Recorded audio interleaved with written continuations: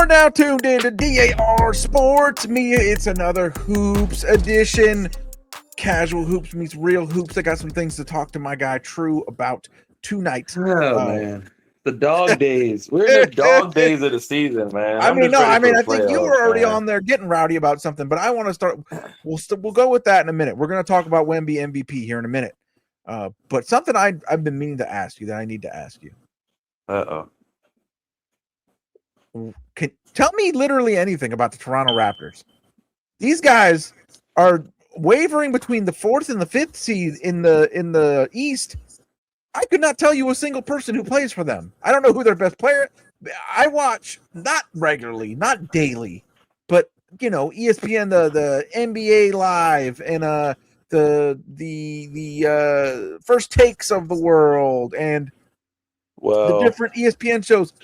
I have not seen a single fucking segment about the Toronto Raptors all fucking year. You're not gonna see it. That's just the way it goes. Tell me about the Toronto Raptors. Get me educated on the Toronto Raptors, please.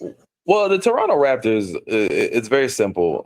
Brandon Ingram came to the Toronto Raptors from the New Orleans Pelicans, and coming from the Pelicans, Brandon Ingram is a guy who's going to get you 25 and 5, pretty much most nights. He was considered a baby version of KD when he came into the league. He does not have the same efficiency as KD. He is not as quick on the pull. He doesn't have that pull up hezzy like KD. He's not as gifted as KD offensively, but he is a great value. We'll go with that. Great value version of KD in that way. Very lengthy, great wingspan. He is a very smart passer too. So I think he's kind of changed the culture in Toronto, but also the growth of Scotty Barnes, RJ Barrett, Emmanuel Quickly. Those are the guys who, for the Toronto Raptors, have been stepping up. And there's other little small pieces. Jamal Sheed, obviously off the bench, has been a solid facilitator. They have a number of guys on that team, and they play great team defense. And I think that is the crux of their success, is they're playing great team defense. And like we've talked about, in basketball, football, every sport possible, defense will help you in the long run win the championship. And the Toronto Raptors have absolutely been swarming on defense. They've been able to, showcase some solid offensive ability. I will say it is funny though watching this Raptors team, because any given night the best player could be either Scotty Barnes, it could be Brandon Ingram, it could be Quickly some nights. So if they're sharing their role, and also shout out to Tev, because Tev just did a article on the Knicks not too earlier to yesterday, and I think that article kind of sums up just how the Raptors play. Very similar style, where it's not all iso ball, it's not all just one person. Like obviously the Knicks have Jalen Brunson, he's their number one guy, but he's also a facilitator. Josh Hart also is a facilitator. Mikal Bridges has not been the best this season, but OG Anunoby has been great. Karl Anthony Towns has a down year, but he's playing his position, playing his role. Those are the two teams that I think you hear a lot about the Knicks in the Eastern Conference, but you hear more right now about, can the Detroit Pistons survive without Cade Cunningham? Can they get through? You hear about the Jason Tatum and the Boston Celtics and how well they've gelled. Tatum missed 80% of the season, and they have 50 plus wins on the road to 55 wins, which nobody would have guessed that. So big shout out to the Raptors. They are putting themselves in the conversation. Do I think they win or go too far in the postseason? No, I don't see that happening. But they are making the playoffs, and since the days of Pascal Siakam and Kawhi Leonard, we haven't seen that. So kudos to the Raptors, man. They deserve some ESPN and Fox Sports talk time. They absolutely deserve that. I mean, nobody wants to hear LeBron versus Michael Jordan debates and why Luka is MVP when Luka's not even top 2 in the MVP race, which or is Jokic the best player in the world, and when's Steph Curry coming back, which he'll be back Sunday for the Warriors, which that's a whole different conversation. But Yeah, like the Raptors are putting themselves in prime position. Also, the Atlanta Hawks deserve a lot of discussion as well. I believe they have won like 14 out of their last 15 games. They're still in the vortex of the play-in, but they are, I think, almost out of the vortex of the play-in. So that matters. And the Eastern Conference is very competitive this year. I think the Celtics are still the clear favorite, but it's a lot more competitive than I expected it to be. And a lot of these teams are better than I expected them to be. The Raptors being one of them. I thought the Raptors were going to be like 10th or 11th. And also shout out to the Charlotte Hornets, who have been just flat out fucking amazing this season. LaMelo Ball has been great, but shout out to Khan, who has stolen Rookie of the Year from Cooper Flag, which nobody was expecting that. And those are two Duke boys that came into the league, and they're showing that they're probably here to stay. Khan is probably going to be, arguably top 3, top 4 3-point shooter if he continues on this trajectory. So, he's already beaten records that Steph had in his rookie season. He's also beaten some of Steph's best seasons before he became a superstar in terms of 3-point shooting. So, Brandon Miller's been stepping up and becoming that wing, that very Paul George like wing, but maybe not as smooth as Paul George, but very good, very good. And yeah, that those are the teams that deserve conversation right now. I think in the Eastern Conference is obviously the Celtics are going to get all the talk. The Knicks are going to get all the talk, but the Raptors, the Atlanta Hawks, the Charlotte Hornets, the Miami Heat have always been in this play-in vortex, so they don't really deserve much conversation. And after that bullshit 83-point game that nobody remembers or talks about anymore, let's point that out. Nobody besides Miami Heat fans are talking about that bullshit-ass 83-point game because it was bullshit. Bullshit. Well, something that ain't fucking bullshit is this Wemby MVP situation. You were on there talking about it today. I'm inclined to agree. There's different, ins and outs. Obviously, we've talked extensively about SGA, but you make a lot of good points, man. I think this team any other year would probably be a number 1 seed. Wemby is putting up these stat lines that are just fucking out of control. 41 and 18 the other night, like it was nothing. They are steamrolling ahead on this huge win streak. And you brought up people are like, you're crowning them too young. This isn't a fucking lifetime achievement award. There's not like a minimum age requirement to it's the most valuable player. And I think it's hard to argue that he's not. If you're looking at the NBA, if you're starting a team tomorrow, who is the most valuable player? It's fucking Wemby. Now I don't know if you had a vote, if that's who you would vote for, or if you are just fighting the good fight as an honest, ethical hoops man. Yeah, making the case. Talk to me about Wemby and MVP, bro. So last season, the Oklahoma City Thunder went 68 and 14, right? They went 68 and 14. This season, they probably are going to go about 65 and 17, 64 and 18 at worst, maybe 66 and 16. Do I think Oklahoma City wins the championship again this year? I think they make the finals out of the Western Conference for sure. But with that, SGA is not winning a scoring title this season. That is Luka, which I'll talk about Luka in a second. He's not going to. That maybe he should get a little more love for MVP. They're bringing up factors that I don't know why they fucking matter. People are talking about he's doing this with his personal life and shit. What the fuck does that got to do with hooping, man? Kobe had open cases against him, and he was going out there dropping 40 in a month. Let me correct myself. It's commendable that he's still tearing it up while dealing with that. That's the shittiest thing in the fucking world because his fucking trust me. I know very well. That's the hardest thing a man can go through.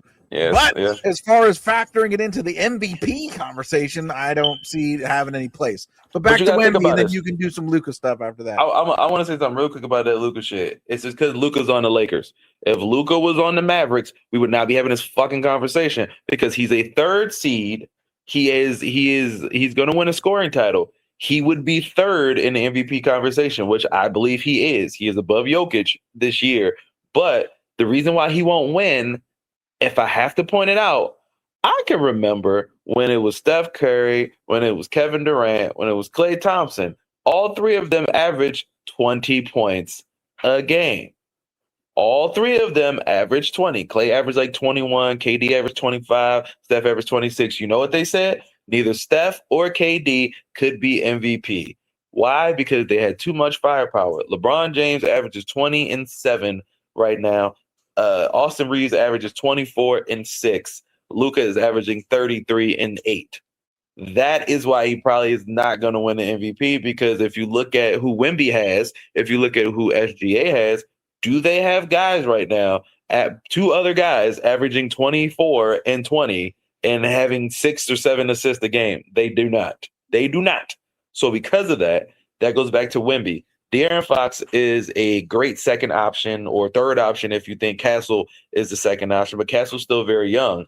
You can talk about, Devin Vessel. You can talk about Dylan Harper, who has shined in minimal moments. You can look at all the other players on the Spurs. If you put that roster on paper, the Spurs do not look like a team that are winning 60 games unless Wemby is on the floor. If Wemby missed 50% of this season, that Spurs team is 7th or maybe 8th in the West, if not lower. His impact on his team is the same as the impact that Steph Curry has for the Warriors. The Warriors could be 5th or 6th right now in the Western Conference if Steph Curry hasn't missed the last 25 games. Nobody has had an impact like a Steph Curry, like a LeBron, or nothing like that besides Wemby. Even SGA. The reason why SGA probably should not win, he's going to win. People are like, oh, he should be unanimous. He should be unanimous. Wemby is going to be the defensive player of the year. I think that is very obvious. I think that is very clear. He should also be MVP because of the fact he's breaking records that were held by Hakeem Olajuwon, one of the greatest centers of all time. One of the records. Wemby is in like season 3 or 4, bro. Like he's breaking records. Like he could be very well. And I'm saying this as someone who has had Michael Jordan as my GOAT and will always have Michael Jordan as my GOAT. But if Wemby continues on this trajectory and stays healthy, which is the most important thing here, because at his size, it's very rare for them to stay healthy for a whole 60, 65 games. But the fact that he stayed healthy enough this season to be in the MVP conversation and play enough games to hit that 65 game threshold, that says enough. He should be MVP. We were concerned if he was going to make 40 or 50 games this year. Yeah, that's 60, what happened. To get to 60? Yeah, I remember a couple years ago, man, we were on this pod. I remember a couple years ago we were on this pod, and I asked you guys, I said, over under, like, how many years is it until Wemby's the best player in the league? We're having this conversation in year 3. I think the one area he struggles, and this is going to be a problem in the playoffs, is against very able-bodied gentlemen on the other end. Yeah. But he's learning to navigate that. Yeah. You don't want Wemby to put on another 15, 20 pounds because just wait till he hits his physical prime, man. Wait till he's in his late 20s. Y'all are gonna be in some real trouble there. because like he's very tall and lanky, so he's gonna put on probably another 10, 15 pounds of muscle. At that point, we're looking at Shaq in LA. We're looking at Shaq in LA, but like with a jump shot, with passes, with ball handling. You're not, and the thing is, Shaq could do a lot of that stuff, but Shaq didn't have to, because this is the era of everybody does everything, right? This is the Swiss Army knife, era of like your big man can get you 30 and 10, but he can also get you 8 assists. He can also, he can also do behind the back pass, no look pass. He can do this. So the best perspective that somebody put it into for me, my favorite thing I've heard about Wemby is he's the only guy in the NBA, maybe ever, who you could make him a foot shorter and he'd still be all NBA. Oh, sure. Absolutely. Absolutely. But I will say he would not be in the MVP conversation if he was a foot shorter because his impact. Yeah. So much of it is that length and that height. Because what can you do? Like that was a question I was having. Like, what can you do when somebody's like 7'4"? They have a wingspan. Their arms are long as shit. What can you do with someone like that? You can't. You can't do anything with anybody like that. And I remember, and obviously there's always silly comparisons. I just remember talking before he really played a lot. When NBA 2K that year he was a rookie, I had to get it, and after he's a few years in like that, especially on offense, really too, it was like there's nothing you can do. There's nothing you can do. The only thing you can do is stop him from getting the ball, because after he gets it, it's fucking over. There's nothing you can do. You can't get up in front of a shot because it's fucking 10 feet in the air. There's nothing you can do, and it just continues to grow, continues to amaze us. One of the main storylines in the league this week, it was pretty shocking. Earlier on, was all this anti-tanking stuff that was fucking all over the place. It was so. Yeah. Once again, I must ask: is there something we don't know? Is there going to be some sort of Lovecraftian god of war that is going to burst from the center of the earth and destroy all of humanity if the NBA doesn't do a lottery? No other of the pro sports leagues fucking do this. NBA, NFL doesn't. Fucking baseball doesn't. Why is the NBA so fucking tied to doing a fucking lottery? Why? Because they can't. Because without a lottery, they can't rig it, I guess. I mean, you kind of insinuated that before, and now That's you're bringing really it up again. is. But That's all. It's almost. Look, man. What else can you even fucking say? Because you would think on the surface of it, anti-tanking would be the point of a lottery, but they're the only league that does it, and they're the only league that has to fucking worry about this so much. Because what happens is, okay, so we can't guarantee our draft position by losing so many games. That means we got to lose as many games as we possibly can to keep driving our fucking chances up. It's insane. It actually works the other way around from what its fucking intent, I guess. It's stated intent. You might have a point at this point with the real intent. Something I kind of floated in the group chat the other day. I just want to put this out there for everybody. If they wanted to get real fucking serious about this, and I apologize in advance to any Premier League, any soccer people who are listening to this. This is going to be an extremely simplified version of how this works that I'm about to explain. And obviously there would be caveats for the American culture and the American way we do the academic system, high school, college, all that.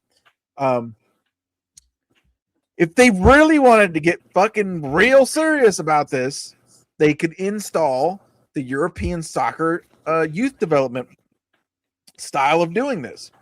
The way that works is each team has their own youth development program. It's called Youth Academy. Yeah. And they identify, now they wouldn't do it as young here, but they identify players as young as 14 and sign them to the Youth Academy. And they make like $50,000 a year. It goes to their parents, whatever. I think they move them closer to the plays, provide housing, et cetera, et cetera. We could work it like that. You sign a player at 15 years old to your youth development program. It's your coaches. You move the player and their family too close to where the team's at, wherever you base your developmental team, pay for their housing, $300 stipend a month for food, $50,000 for the kid, and spread it among his parents, help him find jobs, whatever the fuck you got to do. You sign a kid as young, it doesn't always got to be 15, but as young as 15, 16, 17, you have them on your youth development squad until they graduate high school, and then you put them on your D-League affiliate for 2 years till they turn 20. And at that point, you either have to promote them to the senior team, which is the NBA, or trade them or release them. And then they'd still have college eligibility, because now, people going to the fucking draft, people going to the league and come back out and go to college now. So they'd still have college eligibility. They'd only be 20, 21, still plenty young to go to college. And then there you go. You sign these guys early. You develop them yourself. You put that responsibility onto your scouting and on your coaching staff. Obviously, you expand it. Yeah. And you keep them in your developmental system all the way up till they're 20 years old, and you're allowed to promote them up to the senior team at 18 if they're good enough. You know, if you have a LeBron, if you have a whatever the fuck. I hate to say it, bro, work it like but that. this is just never going to happen because if you remember last season, the Dallas Mavericks traded away Luka to the Los Angeles Lakers. Everybody was like, why did this happen? This doesn't make any sense. And like, da da da da. And who ended up at the top of the draft lottery? One hand washes the other. You know what you can see? It might sound far-fetched. Because Dallas, if you remember, Dallas was in the play-in last season. Dallas was right at the play-in. And they lost in their first play-in game. The Golden State Warriors are currently ranked number 10 in the Western Conference. And if they lose that first play-in game, their odds go up to get a top 2 pick. I mean, shooting in this draft, you don't even need a top 2 pick. So I'm gonna make a bold prediction. The sun may be coming up out there in the Bay Area. I'm gonna make a bold prediction. The Golden State Warriors are gonna get a top 3 to top 4 pick in this draft. Will they trade it for a superstar? Probably not, because they can't afford to. But the league is going to help who they need to help. Stephen Curry missed 27 or 28 games this season. He's going to play maybe a total of 44 to 45 games, which is his lowest total since 2018, and before that his lowest total since 2012 or 2011. The Golden State Warriors is the number 1 team valued franchise in the league. They're going to move, and I'll say this: the Warriors need that. They need help. Jimmy Butler is out with the torn ACL. He's progressing faster than they expected because, as we know, modern medicine allows you to come back from a torn Achilles in 10 months and 9 months, like Jason Tatum just did. And the surgery that Jimmy Butler got, I was told, because he waited for the swelling to go down and other stuff, it actually reduces his recovery time, I think, like 6 to 8 weeks. And he's already kind of moving around without it. He's kind of reached his base point. There's a chance he could be back in like December or, December, November, which helps tremendously. Obviously, Jimmy Butler is going to be older than Steph Curry is going to be 39 by the end of next season. So I believe getting a Darren Peterson, getting a AJ, getting a Darius, anybody they can get in the first round instantly will be a game changer. Kenny and I had talked about some of those potential guys that they could look at. My guy, Mullins, that just hit that big game winner for UConn against Duke in March Madness. He kind of fits the mold of what they need. There's a lot of guys. So I think the draft lottery exists for scenarios just like this. So you don't think that they'll ever go to something like what I talked about, because this allows them the flexibility to do what they feel they need to do? Adam Silver is a control freak. He wants the ability but do you think that would fix? Do you think that'd be a good idea to try? I don't think it's a bad idea. I don't think it's a bad idea, but I'm just being really honest. The NBA is far too crooked. Yeah. It's far too crooked. Yeah, they gotta stay, man. They got a certain way. They have a certain way that you're expected to fucking conduct yourself over there in England and in Europe, and with these Premier League and things like that. There's a way you're expected to do things, and that ain't the way that we do things in America or in the NBA. That ain't happening. You're definitely right. It's not happening. So, like I said, it's no diss to the league in terms of overall talent or whatever, but it's some things are very straightforward. Some things are very, very obvious. And in a league that has partnerships with every single betting app, and in a league that has notoriously been rumored to rig the draft lottery for the Knicks. Remember, they selected Patrick Ewing, and they were like, "Oh, it was rigged," and then it was rigged for the Cavs got LeBron. Come on, LeBron. Like everything is rigged for how they want. They want their people to be where they want them to be, and hey, that's just how it goes. I'm not mad at that. That's the game, and that's how they do it, and that's their choice, and that's their business. But I don't expect very much from from the league in terms of changing the draft lottery. I think it'll stay the same. I think people will be mad once Golden State gets a top 2, top 3 pick. People are like, how did they do that? They were blah, blah, blah, blah. But Steph being out, Steph is the golden goose. He's the number 1 jersey this season, and he's missed almost half of the season. You have to reward that team, and that's what they're going to do. That's probably going to be what happens, and I hope people are prepared. You're going to see a lot of teams get a lot of over the next few years. Especially when it expands and we get Vegas and Seattle, we're going to see some really interesting things. The Knicks and the Lakers are going to get like top 10 and top 15 picks because it's going to be all about revenue. And those teams are number 2 and 3 in revenue. It's the Warriors, it's the Knicks, and it's the Lakers. Those are the top 3. And so I think that's hilarious because it shows the power of Steph Curry, because the Warriors were valued at like 400 million or something like that. Now it's like, I don't know, like 20, 30 billion or some crap. Yeah. I don't. So it's like that shows you the power of Steph Curry. You have to reward the number 1 guy. And he's on his way out, obviously. He's got 2 or 3 seasons left maybe of playing, but you have to reward him. And same way they rewarded Dallas for gifting Luka to LA. This is just how it works. This one hand washes the other. This crooked ass business. That is how it is. Literally right now, you can go on to an NBA app and watch a League Pass game, and you will see a DraftKings commercial at some point. You will see a FanDuel commercial at some point. This is a business now. So when, there's other elements to it. I won't get into the other crooked elements, but it's very obvious that this league does not want to change anything that they've been doing, because to do so would then leave things up to chance and leave things up to fate. And who would ever want that to happen in a sports league nowadays, right? So, One thing you can count on to not be crooked, that's DAR Sports Media, God damn it.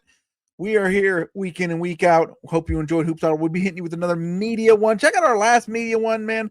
We reviewed the top 10 channels of all time. There's a lot of historical fact in there, a lot of great memories, a lot of talking about cultural impact of different shows and different things that different channels did. One of our better things that we've done over the years, in my opinion. So if you haven't checked it out yet, go check it out. And then, of course, we'll be back with another Hoops one. We got the UFL football season in full effect over on the UFM. Go check us out over there. Preview shows and recaps every damn week. This is This is DAR Sports Media. And that's why I can't keep the 2 channels straight, because the world of DAR never stops.